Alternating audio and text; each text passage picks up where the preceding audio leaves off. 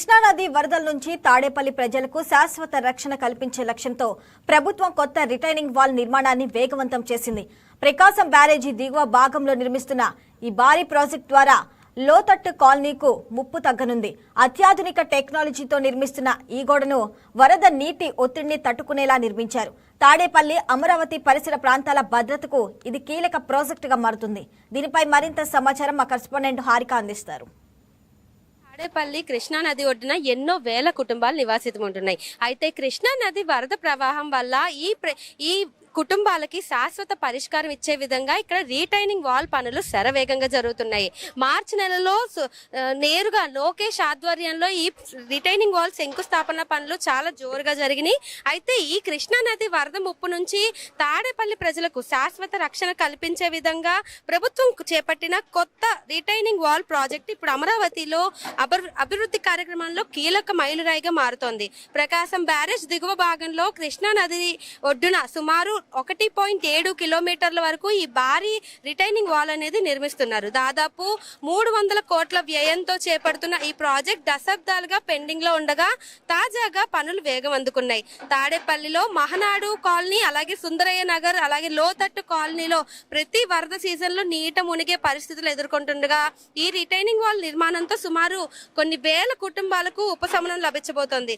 వరద ప్రవాహాలు 15 లక్షల క్యూసెక్కుల వరకు వచ్చినా తట్టుకునేలాగా అత్యాధునిక ఫిల్ డ్రాఫ్ట్ టెక్నాలజీతో గోడను నిర్మించడం జరుగుతుంది. మొత్తం సుమారు 2000 పైగా భారీ పిల్స్ ను 26 నుంచి 38 కిలోమీటర్ల లోతు వరకు 38 మీటర్ల లోతు వరకు భూమిలో నాటుతూ నిర్మాణం చేపడుతున్నారు. దీని ద్వారా భూకంపాలు అలాగే భారీ నీటి ఒత్తిడిని తట్టుకునేలాగా ఈ ఇంజనీర్లు అనేది ఈ డిజైన్ రూపొందించినట్లు అధికారులు చెప్తున్నారు. ఈ ప్రాజెక్ట్ ద్వారా తాడేపల్లి ప్రాంతంతో పాటు అమరావతి రాజధాని పరిసర ప్రాంతాలు, నేషనల్ హైవే 65 కూడా రక్షణ లభించబోతోంది. వరదల సమయంలో రహదారులు దెబ్బతినడం, కాలనీలు ముంపుకు గురి కావడం వంటి సమస్యలు తగ్గే అవకాశం కూడా కనిపిస్తోంది. అమరావతిని కేవలం పరిపాలన రాజధానిగా కాకుండా సురక్షితమైన ఆధునిక మౌలిక వస్తువులతో కూడిన నగరంగా తీర్చిదిద్దే దిశగా ప్రభుత్వం ముందుకు సాగుతుందని ఇక్కడ ప్రతి ఒక్కళ్ళు పేర్కొనడం జరుగుతుంది. మంత్రి నారా లోకేష్ ఈ ప్రాజెక్టును శంకుస్థాపన చేసి ఇచ్చిన మాటను నెరవేర్చుకున్నందుకు ఇక్కడ ప్రజలందరూ ఆనందం వ్యక్తం చేస్తున్నారు.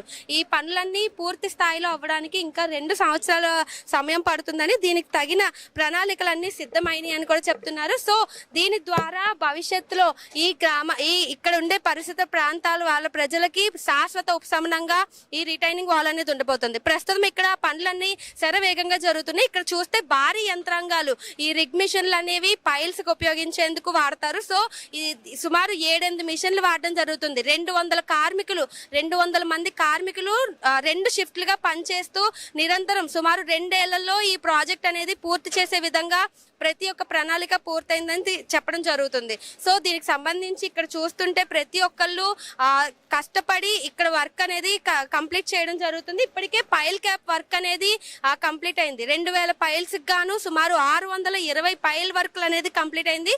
భవిష్యత్తులో ఇంకా వేగంగా ఈ పనులు ఇంకా వేగంగా జరిపించి ఈ రిటైనింగ్ వాల్ పూర్తి స్థాయిలో పనిచేయాలని, పూర్తి స్థాయిలో నిర్మించే విధంగా ఇక్కడ ప్రతి ఒక్క కార్మికులు కష్టపడుతున్నారు. వీడియో జర్నలిస్ట్ పవన్ తో హారిక, YK న్యూస్.